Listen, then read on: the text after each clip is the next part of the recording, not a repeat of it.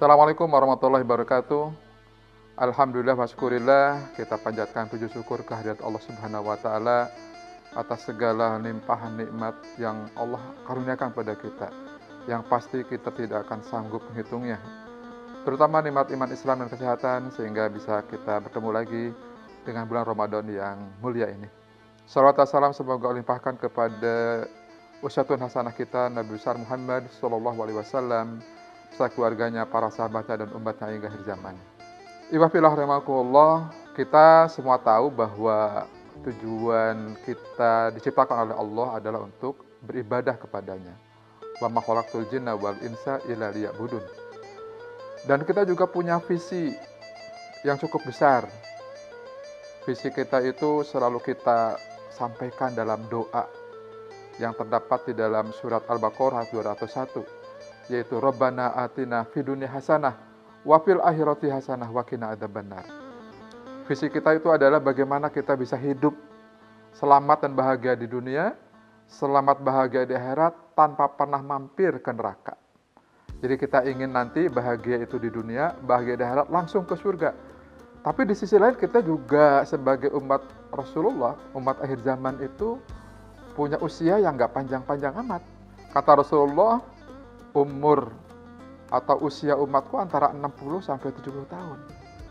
Oleh karena itu, bagaimana caranya agar dalam waktu yang singkat kini, hidup kita yang singkat, kita bisa beribadah kepada Allah, dan kemudian kita juga bisa selamat bahagia di dunia, selamat bahagia di akhirat tanpa pernah mampir ke neraka. Oleh karena itu, kita harus punya minimal satu amal unggulan. Nah, amal unggulan inilah yang mungkin bisa kita banggakan nanti di akhirat di hadapan Allah Subhanahu wa taala. Ibadillah rahimakumullah, kenapa kita penting memiliki amal unggulan? Yang pertama adalah itu merupakan bagian dari mujahadah an-nafs. Mujahadah an-nafs adalah bagaimana kita bisa mengendalikan diri kita untuk bisa tetap taat kepada Allah dan juga terhindar dari maksiat kepada Allah Ta'ala. Kepentingan yang kedua adalah agar kita bisa menggali potensi kita. Allah sudah memberikan banyak potensi pada kita. Nah, bagaimana potensi kita gali, kita optimalkan sebagai wujud rasa syukur kepada Allah. Misalnya ada yang punya kemampuan di dalam hartanya lah yang dijadikan sarana untuk beribadah kepada Allah. Punya kekuasaan, punya jabatan, bagaimana kekuasaan itu dipergunakan untuk kepentingan masyarakat, untuk kepentingan mencari ridha Allah. Kalau kita punya ilmu, punya apapun, itu dioptimalkan. Yang ketiga adalah agar kita punya ladang pahala nanti di akhirat yang terus mengalir walaupun kita sudah meninggal dunia.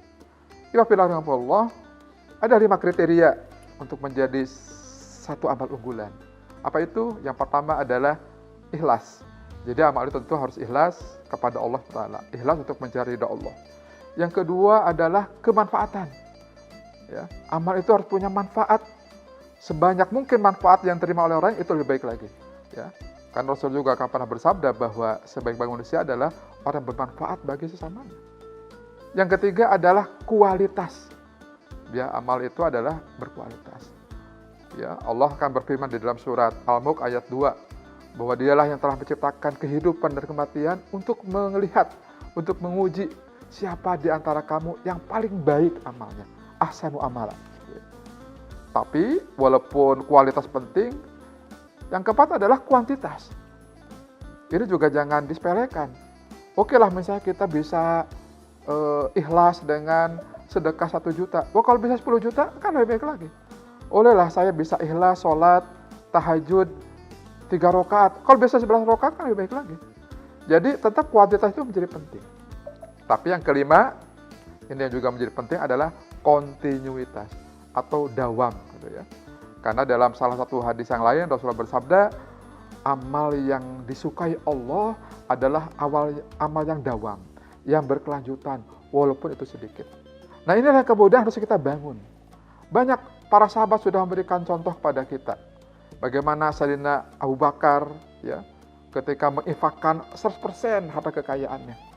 Bagaimana Sayyidina Utsman bin Affan misalnya, berinfak luar biasa. Abdurrahman bin Auf juga demikian dengan hartanya. Atau yang sederhana juga Bilal bin Rabah. Ya. Suatu saat Rasulullah ketika setelah pulang dari Mi'raj, bertanya kepada Bilal, "Wahai Bilal, aku mendengar suara terampahmu di surga. Amalan apa yang kau lakukan sehingga aku mendengar suara terampahmu di surga?" Kata Bilal, "Aku selalu menjaga wudhu dan aku selalu setelah mengambil air wudhu melaksanakan sholat sunat 2 rakaat." Itulah amal unggulan beliau. Tentu di zaman sekarang juga banyak orang yang sudah membangun amal-amal unggulan. Nabi rahimahullah, tentu kita berharap ya minimal 1 lah ya, supaya kita masuk surga. Oleh karena itu, mari kita bangun amal unggulan kita.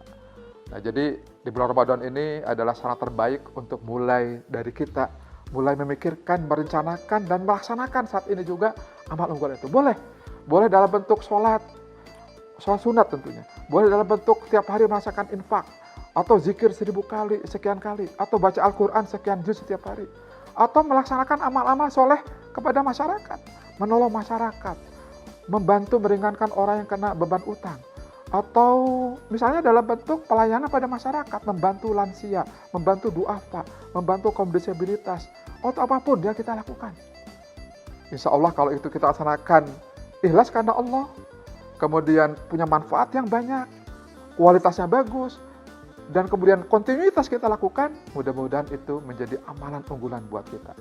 Ya, jadi pertanyaan kepada antum semua adalah, apa amalan unggulan antum? Teladan apa yang ingin antum wariskan ketika antum sudah meninggal?